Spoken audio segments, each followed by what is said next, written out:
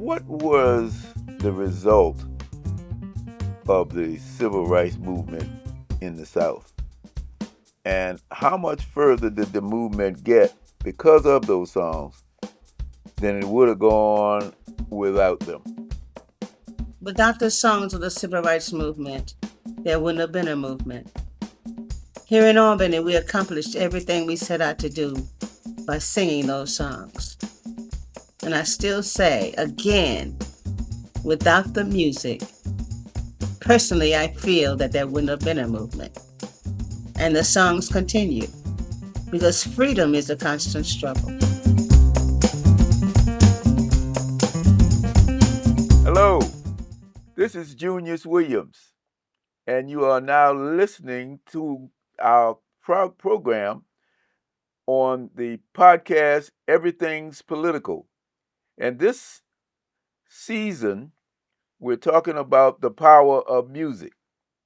Up to this point, we've talked to some people about the personal impact. We're going to continue to talk about that.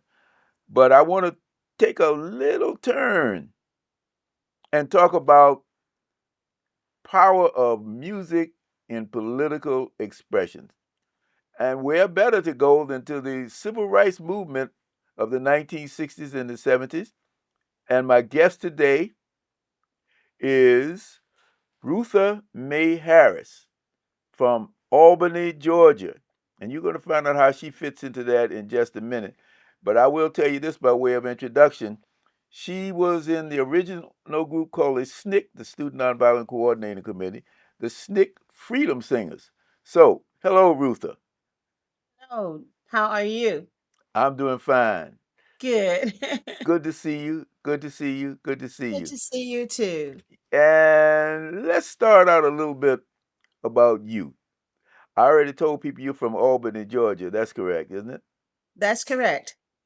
And Born and reared here. and you never left. Never left. Only for 9 months to travel with the Freedom Singers. Right, right. So tell me what it was like in Albany, Georgia in the 1960s.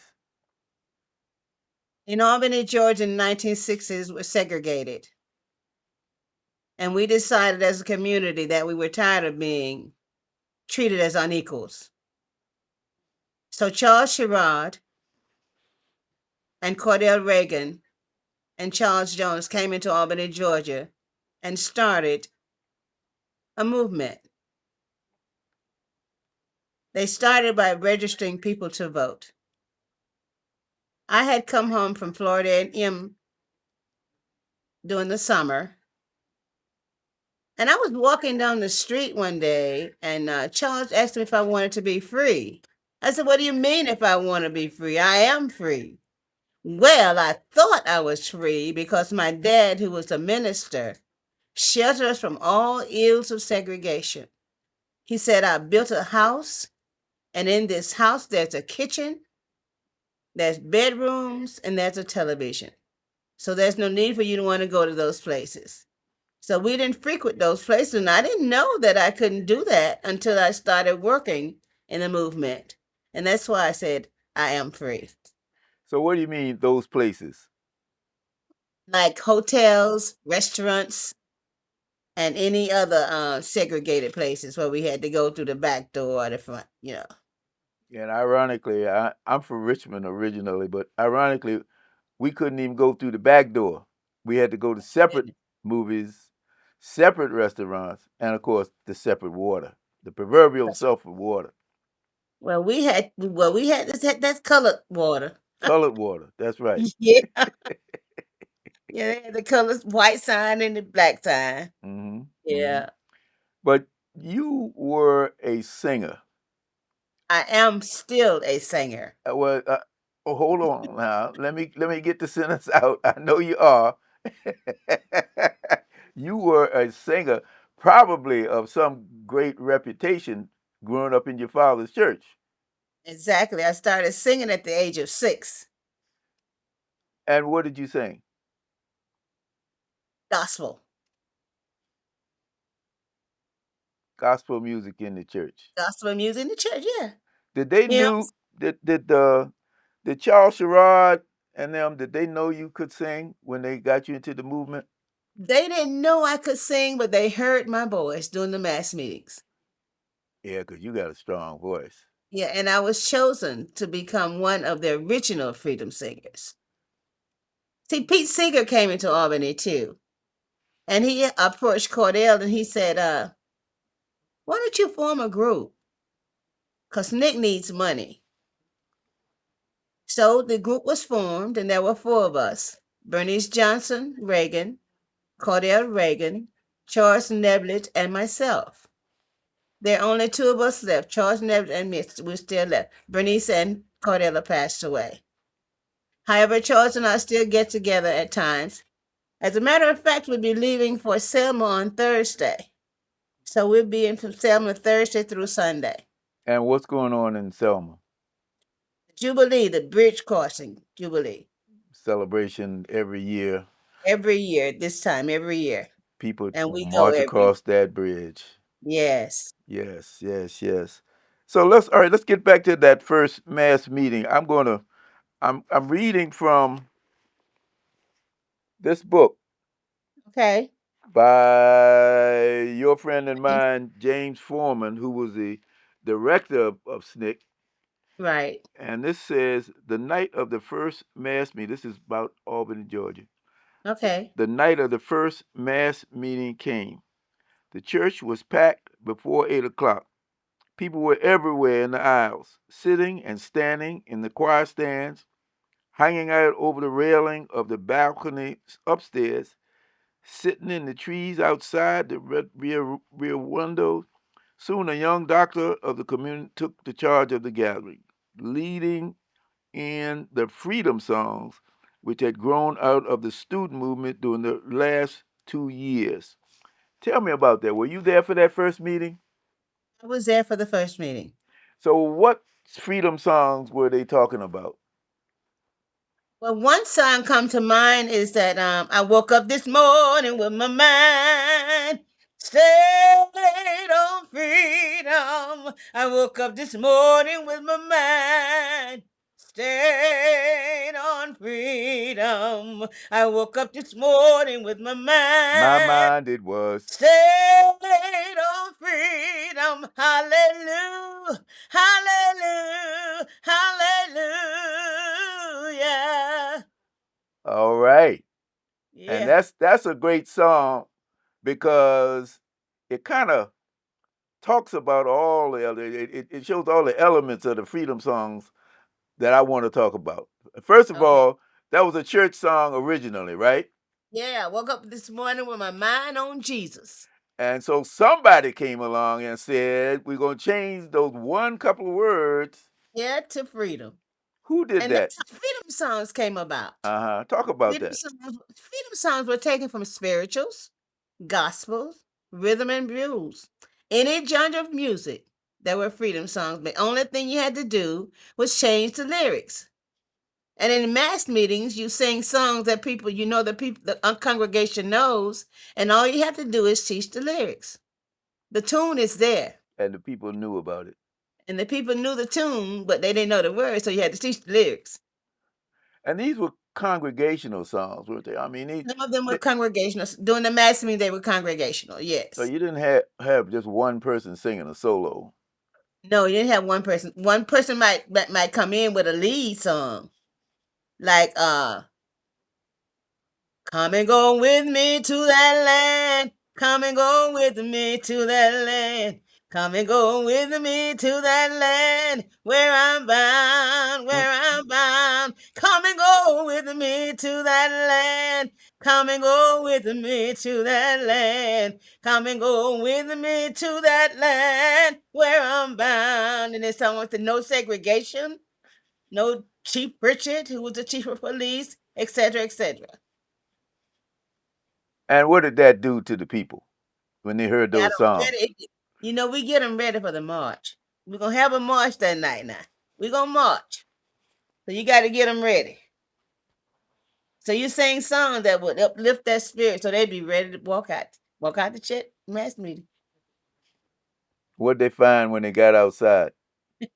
Some people heard the singing They would join, and when they find out they were going to jail, they say some of them say, "Had I known I was going to jail, I wouldn't have joined this line." But the song, but the songs got them in there, so they were arrested.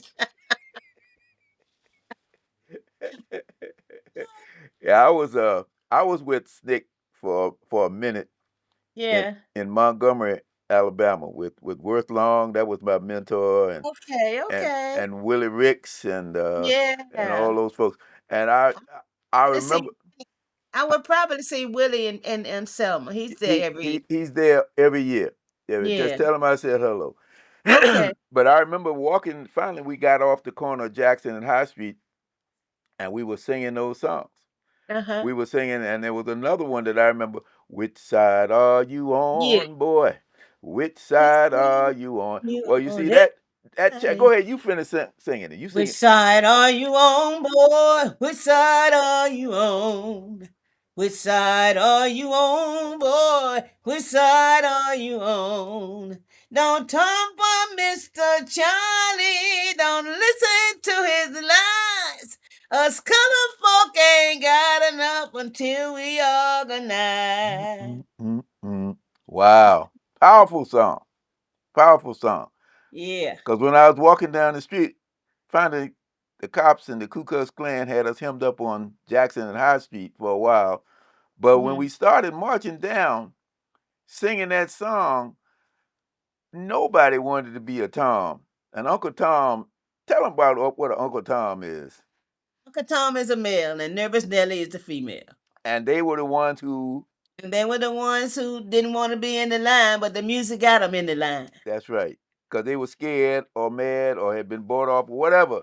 Yeah, But yeah. that song, that That's was the a music. that was a challenge. Music played a vital role during the civil rights movement. Tell us about that. Personally, I feel that without the songs of the civil rights movement, there wouldn't have been a movement because the songs kept us from being afraid. Say, for instance, you're in a march and you're walking down the street and you see the policemen with the billy clubs or the guns and they asking you to halt. So you just start singing, I don't let nobody turn me around, turn me around, turn me around. Ain't gonna let nobody turn me around. I'm gonna keep on a walking, keep on a talking, marching up to freedom land. Mm. And somehow, at some points, those billy clubs would drop and those guns too. However, not at all times. But sometimes, most of the times, especially with me, Say more. I haven't been beaten. I've had a gun pointed at me during a march, and I've been dragged up the steps of the courthouse here in Albany, Georgia. But we had workshops during the civil rights movement here in Albany. They taught us how to protect ourselves. And so when I was dragged up the steps, I had no bruises. And I still have no bruises today. And I was arrested 3 times. And I just spent a total of 14 days in jail. However, I never wanted to come out. My mom said, you need to come out at least take a shower. So I'd come out and I'd go back. I never want to come out. All we did was sing and pray. I had a wonderful time in jail myself because I hadn't done anything wrong. Who do you think you would have become if you were not a musician and used your music in the context of the civil rights movement? What would I be? Hmm. Who would you be? I would be what I am now. I was a school teacher for 30 years. I'm a church woman. I sing gospel. The Lord gave me this voice, and I would use it in anywhere. And it just happened that the songs of the civil rights movement were first.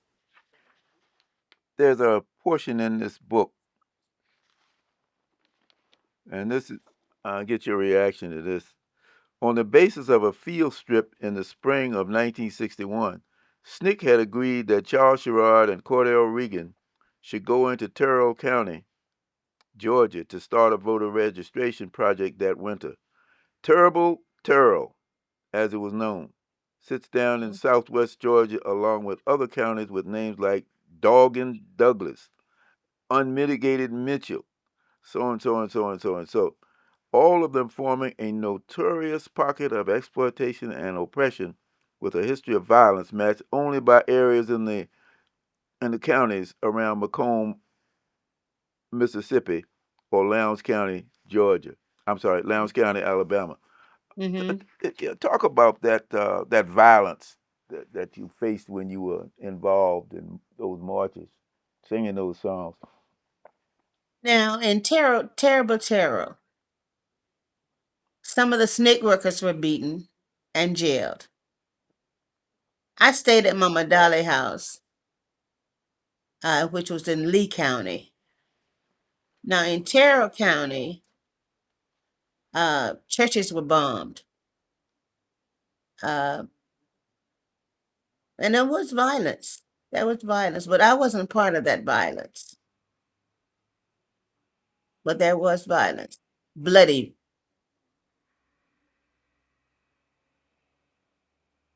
And when you say you weren't a part of, you mean you weren't a victim of it. You were I able wasn't to. a victim of that. No, I was not. Hmm. Hmm. One of my But I good. did, and I worked in Terrell County and Lee County. I remember you guys coming up to Smith College in Massachusetts, and Mhm. it must have been 62, 60, maybe 1963. I was in Amherst College down the road, and I came over because I saw the SNCC Freedom Singers, and I said, "Well, I got to go to that." I came in there, and y'all blew me away. I heard the songs, and I saw the spirit, and I said, "I got to be a part of that."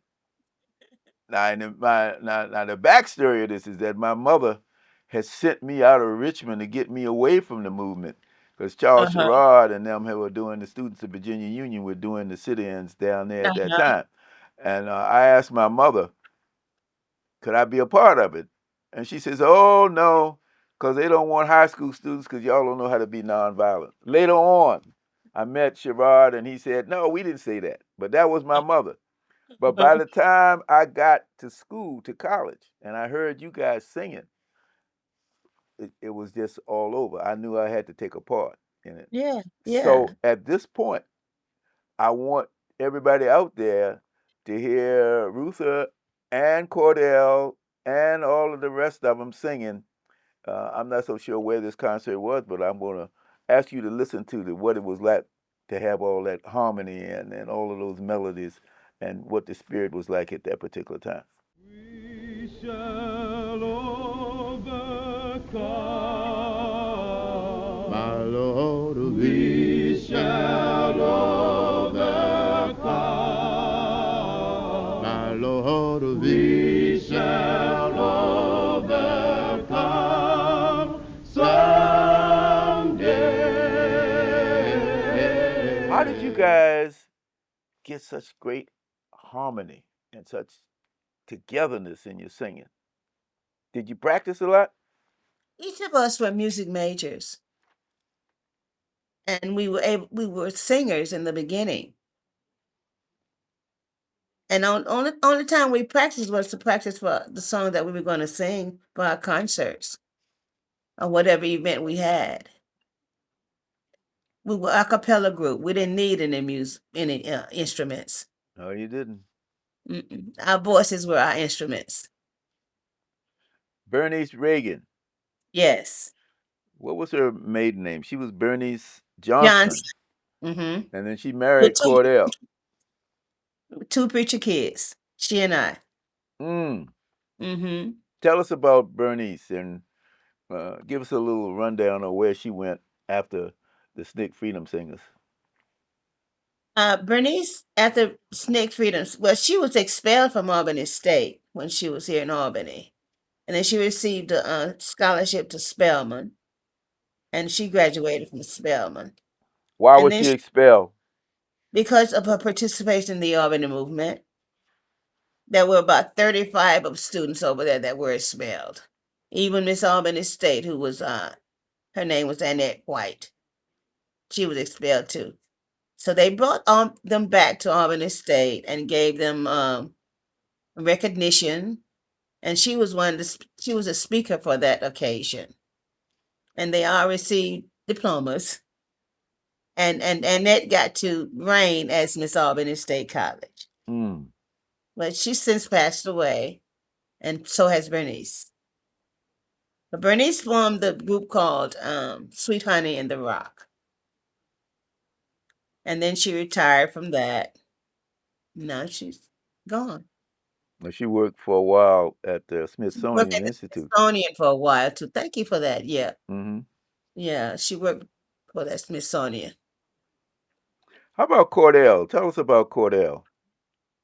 There's not much I can tell you about Cordell. Cordell worked in the movement as long until he was Cordell was murdered, and that's all he did. Cordell was a young buck when he joined the movement. He's from Nashville, Tennessee. A very young guy, um, very nice voice, very outspoken.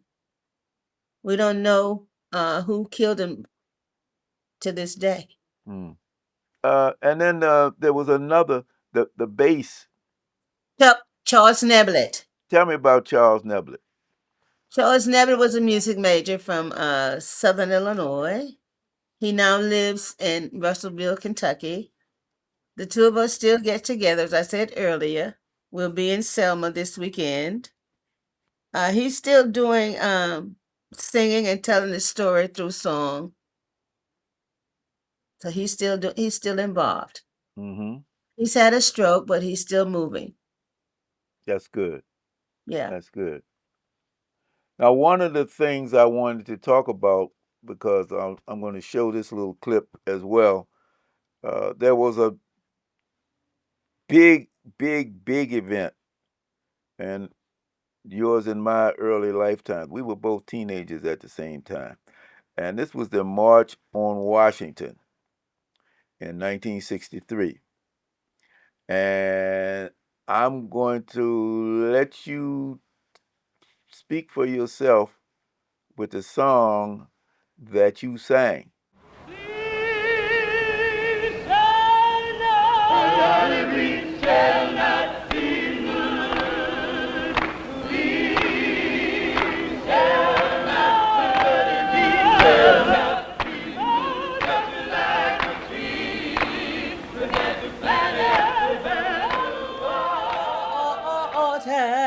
Oh, we shall not be moved. Segregation is our enemy. It must be removed. Segregation is our enemy.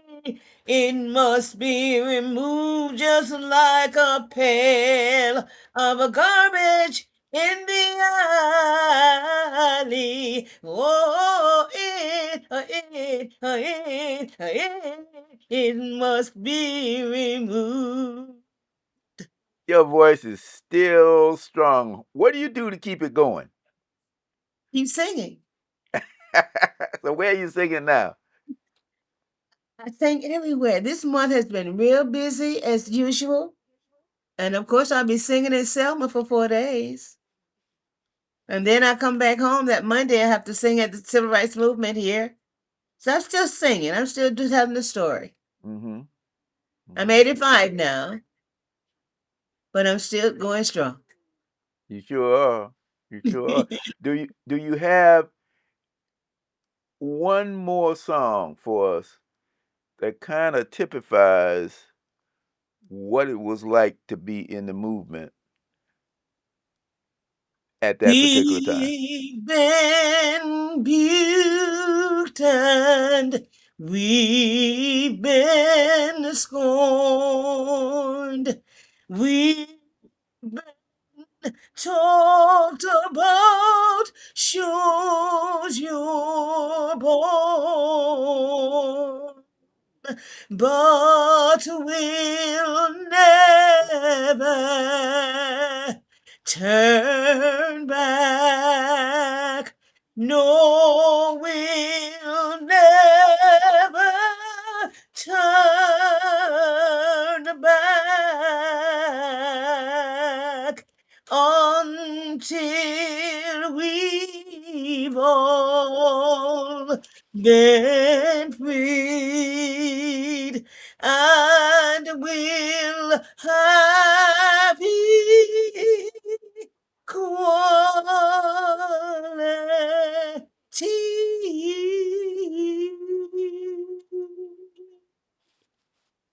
Better known as the Snick song. Wow. Yeah. Well, this has been great. This has been another edition of Everything's Political Podcast, and we've heard from the great voice of Rutha Mae Harris. I want to thank her for coming, and I want to ask you all, whatever you do, stay political. We need you. Everything's Political Podcast is sponsored by the Center for Education and Juvenile Justice and supported by the Terrell Foundation, PSEG Foundation, and the Robert Wood Johnson Foundation, and listeners like you. It is produced by me, Junius Williams. Everything's Political Podcast is recorded in Newark, New Jersey. And our theme music is by Anthony Ant Jackson. Check out earlier episodes and subscribe to us on YouTube, Apple Podcasts, Spotify, or wherever you get your podcasts. Follow us on Facebook and Instagram. See you next time, and remember, stay political.